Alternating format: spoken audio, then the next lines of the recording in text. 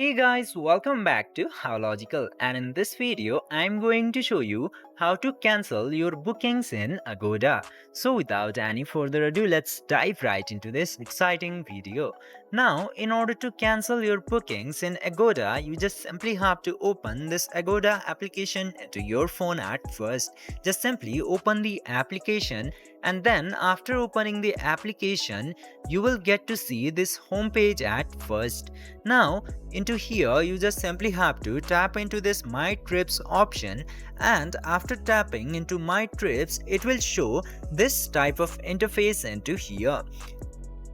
In this page you can see your upcoming trips and completed and also cancelled trips. Now you just simply have to select what type of booking that you have into your upcoming section, and after selecting the booking successfully you will get to see withdraw or cancel the trip option besides that specific booking of yours into this upcoming section. You just simply have to tap into either that cancelling or withdraw option into here, then your booking will successfully be cancelled.